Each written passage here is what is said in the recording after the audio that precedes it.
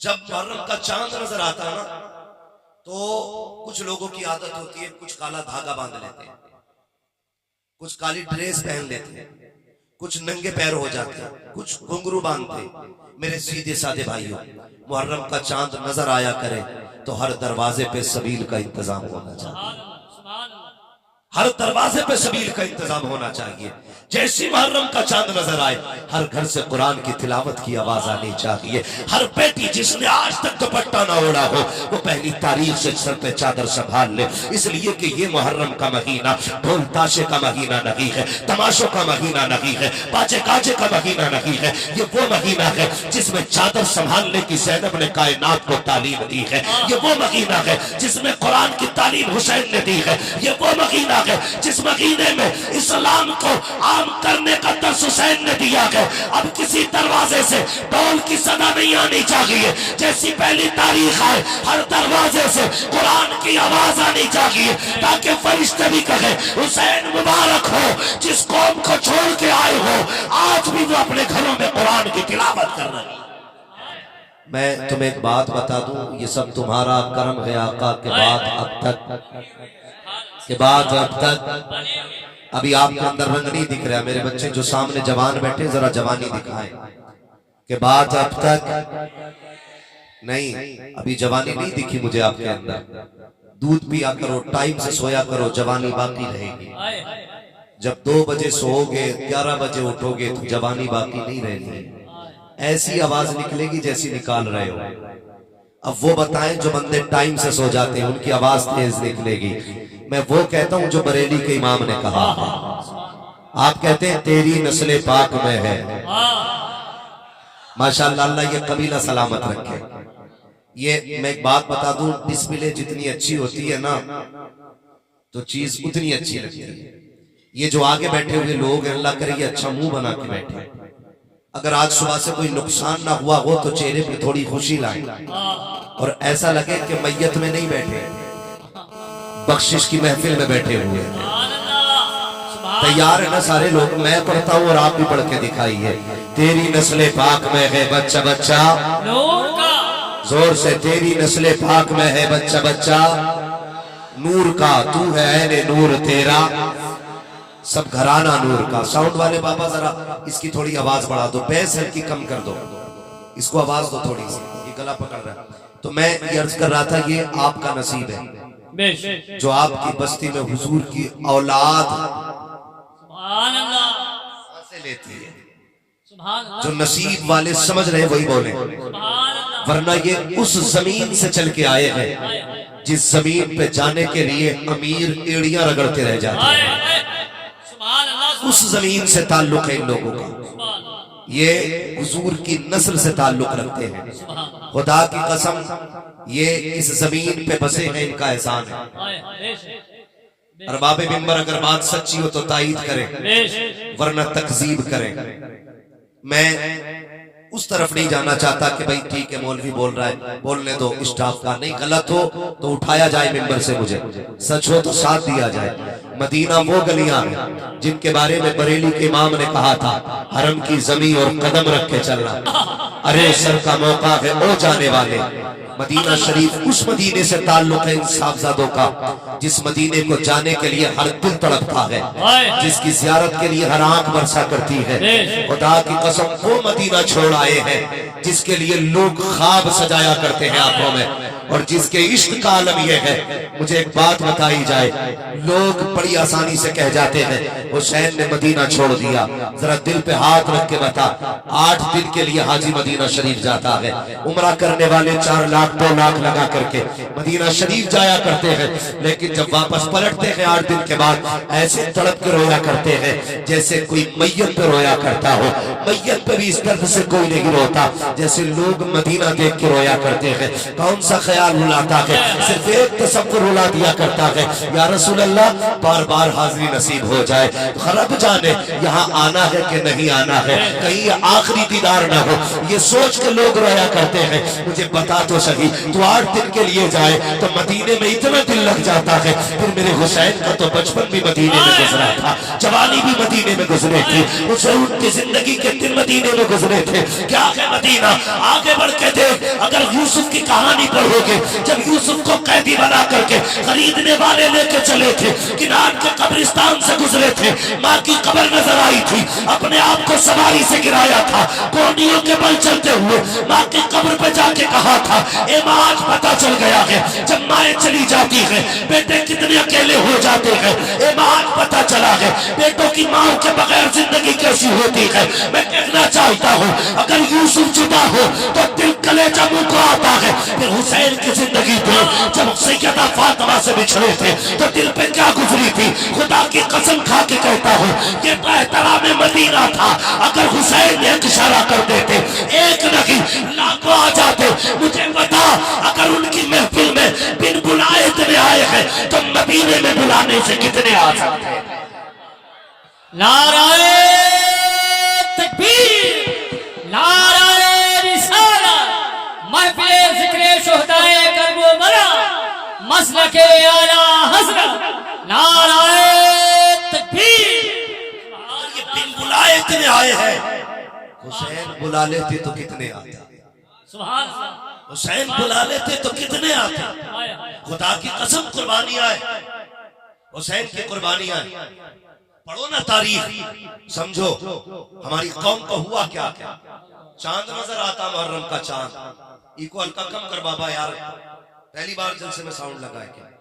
जब मुहर्रम का चांद नजर आता है ना तो कुछ लोगों की आदत होती है, कुछ काला धागा बांध लेते हैं, कुछ काली ड्रेस पहन लेते हैं, कुछ नंगे पैर हो जाते हैं, कुछ घुंघरू बांधते। मेरे सीधे साधे भाइयों, मुहर्रम का चांद नजर आया करे तो हर दरवाजे पे सबील का इंतजाम होना चाहिए। हर दरवाजे पे सबील का इंतजाम होना चाहिए। जैसी मुहर्रम का चांद नजर आए हर घर से कुरान की तिलावत की आवाज आनी चाहिए। हर बेटी जिसने आज तक दुपट्टा ना ओढ़ा हो वो पहली तारीख से सर पे चादर संभाल ले, इसलिए कि ये मुहर्रम का महीना ढोल ताशे का महीना नहीं है, तमाशों का महीना नहीं है, बाजे गाजे का महीना नहीं है। ये वो महीना है जिसमें चादर संभालने की ज़ैनब ने कायनात को तालीम दी है। ये वो महीना है जिसमें कुरान की तालीम हुसैन ने दी है। ये वो महीना है जिस महीने में इस्लाम को आम करने का दर्स हुसैन ने दिया है। अब किसी दरवाजे से ढोल की सदा नहीं आनी चाहिए। जैसी पहली तारीख आए हर दरवाजे से कुरान की आवाज आनी चाहिए ताकि फरिश्ते भी कहे हुसैन मुबारक हो। जिस कौम को छोड़ के आए हो आज भी वो अपने घरों में कुरान की तिलावत कर रही है। अल्लाह सुभान अल्लाह। हर घर से कुरान की आवाज आनी चाहिए। इंशाअल्लाह इंशाअल्लाह। सारे बोलो इंशाअल्लाह। माजरत के साथ उलमा बैठे।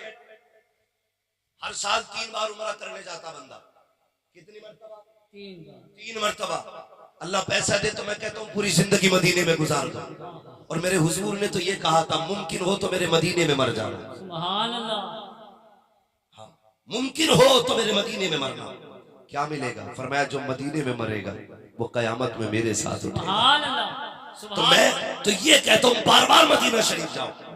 लेकिन गैरत की बात, जो साल में 6-6 बार उमरा करने जा रहा है उसे कुरान की एक सूरत नहीं आती। अल्लाह अल्लाह।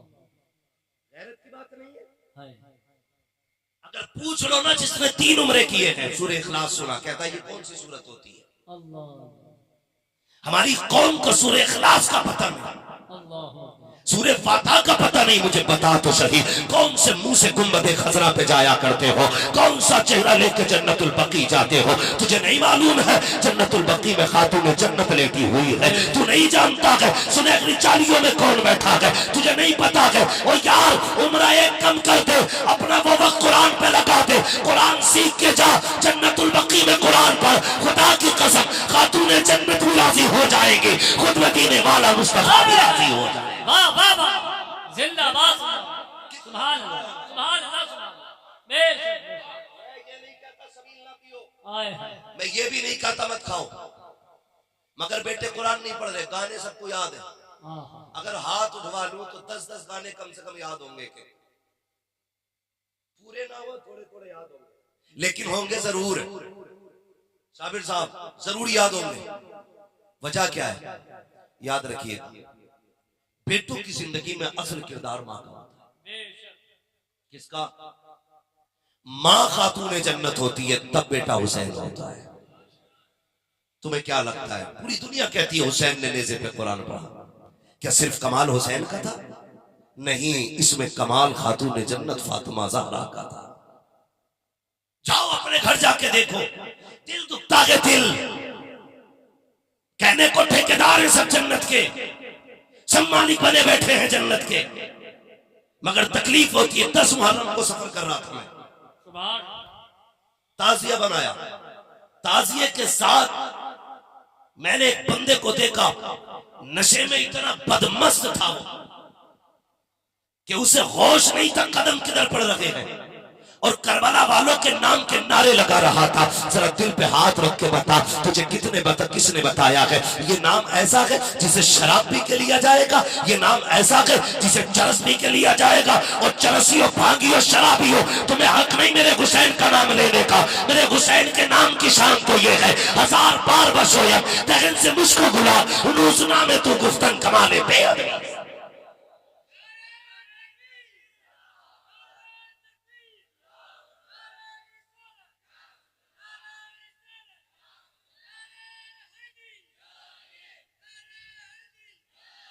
शराब इतनी आम हो गई है, पार्टी के नाम पे शराब, शादी में शराब, जरा से टकों के मालिक क्या हो गए लोग। हाँ, जूस के नाम पे शराब चल रही है। एक और क्या बोला जाता है उसे, बियर। हाँ, बियर कहते इसमें नशा नहीं होता। गैरत आनी चाहिए मेरी कौम, तुझे मुस्तफा ने किस तरह संभाला था, तुझे कैसा बनाया गया था, तुम किस किस नाम पे शराब पी रहे हो, और तुम्हें खुदा का वास्ता जानते हो शराब कितनी गंदी शय है। ये शराब ही है जिसने अकबर के सीने में बर्छी लगवाई थी, ये शराब ही है जिसने असगर के तीर लगवाया था, ये शराब ही है जिसने अब्बास के बाजू कटवाए थे, ये शराब ही थी जिसने मोहम्मद को शहीद कराया था, ये शराब ही तो थी जिसने हजरत कासिम के जिस्म के टुकड़े कराए थे। तुम उस शराब को गले लगाते हो। अगर तुम्हें करबला वालों से प्यार है, ऐद करो, प्यार से मर सकते हैं, लेकिन शराब को होठ नहीं लगाएंगे, कभी शराब तक मुंह नहीं लेके जाएंगे। अगर मुस्तफा के वफादार हो, ऐद करो, हमारी जिंदगी हमारी नहीं है, बल्कि सांसें भी मदीने वाले की है, और हमारी जिंदगी के सारे हुकूक भी मदीने वाले हैं।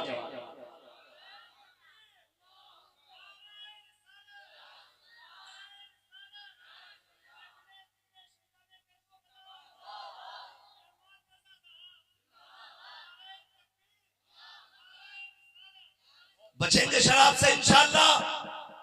और जो शराब पी के हुसैन का नाम ले, थप्पड़ मारो ताकि 7 नस्लों को पता चल जाए हुसैनी वो नहीं जो नापाक मुंह से नाम ले, हुसैनी वो है जो पाक मुंह से हुसैन का नाम ले, पाक मुंह से हुसैन का नाम ले।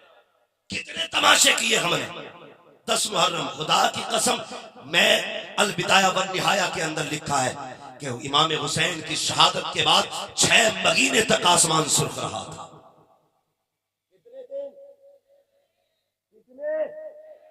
6 महीने तक आसमान सुर्ख रहा।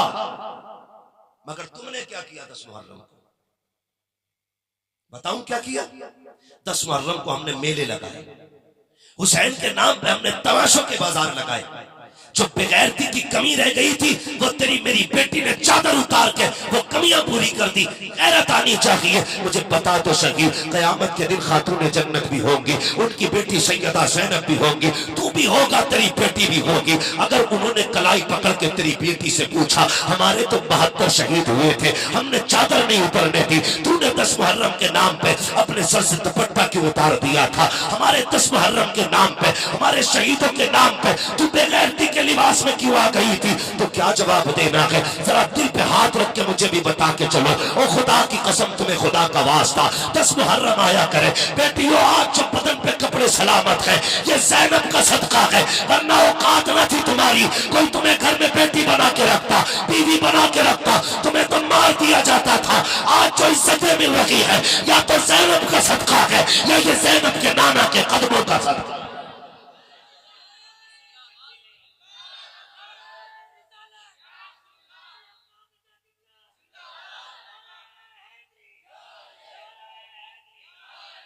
गलती किसने की? अब्बा मेले को जाना, आ बेटी जा, अब्बा फला जगह अलम देखने जाना, जा बेटी जा, हुसैन के मुंताजिए के देखने जाऊंगी। तुमने भेज दिया, दिल पे हाथ रख के बता, अगली बात करने लगाऊं। नमाज क्या है? बोले सारे क्या है? नमाज क्या जोर से है? उतने तो बोल ही लो जितने पढ़ते हो। क्या है? फर्ज है ना, ठीक है। बाजमात क्यों पढ़ते हैं? वाजिब है। लेकिन एक बात बताओ, सबसे असल इबादत क्या है? नमाज है। हमारी बहन बेटी मस्जिद में जा सकती है नमाज पढ़ने? बोलो, जोर से बोलो जरा। नहीं जा सकती ना? चलो जुमा पढ़ने, वो तो बड़ी अहम नमाज है, जुमे में भी मस्जिद में नहीं जा सकती। ईद पढ़ने क्यों? इस्लाम ने ये बेटी की इज्जत की हिफाजत के देखो कैसे रास्ते बनाए। इसलिए तेरी बेटी को मस्जिद में नहीं भेजा जाता ताकि तेरी बेटी की इज्जत महफूज रहे। जो इस्लाम मस्जिद में तेरी बेटी को नमाज पढ़ने जाने की इजाजत नहीं देता, वो तेरी बेटी को हुसैन के मेले में जाने की इजाजत कैसे दे सकता है? क्या सोच के भेज देते हो मेलों में? मुझे बताया जाए, संभालो बेटियों को, वरना अभी सिर्फ पानी के आंसू है, आने वाले 10 साल में खून के आंसू बहाने पड़ेंगे। तेरी बेटी प्यारी है। कई लोग तो ये कहते नहीं नहीं नहीं, मेरी बेटी बड़ी समझदार है। मैंने एक दिन बेटी से कहा तो मेरी बेटी ने कहा कि नहीं अब्बा, तेरा सर नहीं झुकने दूंगी, मुझे एतमाद है अपनी बेटी पे। क्या मतलब? अगर कोई पर्दे की बात करता तो एतमाद की बात है। अगर मैं अपनी बहन से कहूं पर्दा कर, तो क्या मैं शक करता हूं बहन पे? मैं बीवी से कहूं पर्दा कर, तो क्या मैं शक करता हूं बीवी पे? अगर मैं अपनी बेटी से कहूं पर्दे में रहे, तो क्या ये मेरा शक है बेटी पे? चलो हो सकता है मेरा शक है।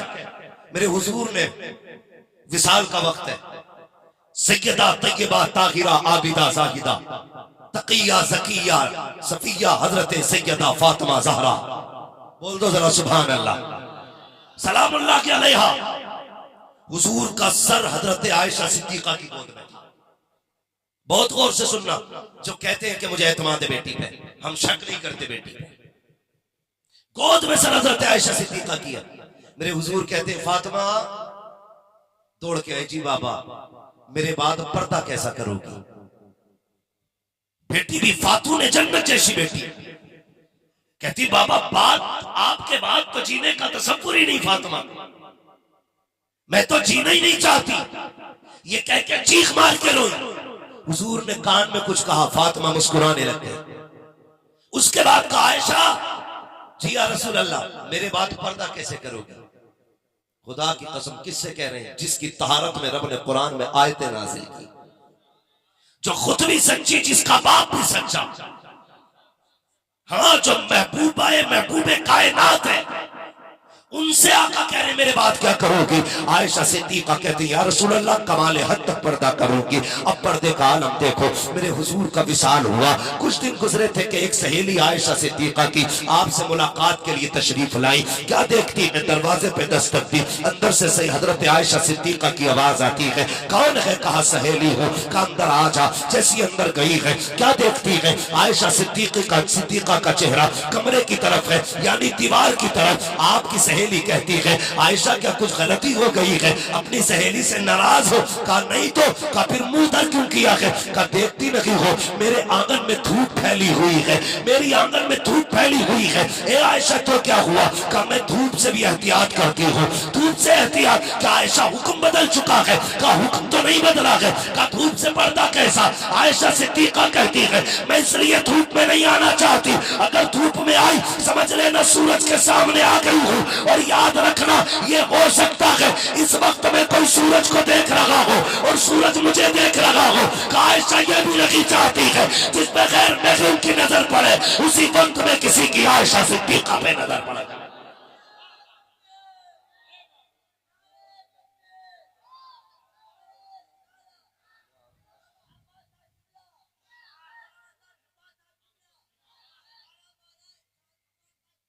तवज्जो है ना सबकी? तवज्जो है? ये आयशा सिद्दीका का पर्दा और तेरी बेटी। दिल रोया 10 मुहर्रम को, मेले लगेंगे और भी मुहर्रम के नाम पे, एक एक की गैरत निकल के दरवाजे पे आएगी। लोग कहते हैं बेटी जब भागती है तब इज्जत का जनाजा निकलता, नहीं, जब बेटी के सर से दुपट्टा उतर जाता है तो समझ लेना बाप की गैरत का जनाजा निकल जाता है। हाँ, मेरी बेटी हया वाली है। हया वाली तेरी बेटी है कि नबी की बेटी है? किस चीज को हया कहता है? मेले से लौट के आ गई ये हया है, किसी के साथ भाग के नहीं गई ये हया है। हया तो ये थी मर जाती किसी की नजर अपने बालों पे नहीं पड़ने देती। मुझे बताया जाए ये दीन ऐसे ही बच गया, ऐसे ही बच गया। खून लगा के इसमें खून तब जाके दीन बचा। और खुदा की कसम उनके मेलों के नाम पे गुंडागर्दी, उनके नाम के त्योहार का बहाना बनाकर कौन सी बदतमीजी नहीं हो रही है? दुपट्टे नहीं बचे सरों पे। लोग कहते हैं, नौजवानों कहते हैं ऐसी तकरीर करना बेटियों दुपट्टे ओढ़ने लगे। मुझे तुम बताओ नमाजों के अलावा टोपी कब ओढ़ते?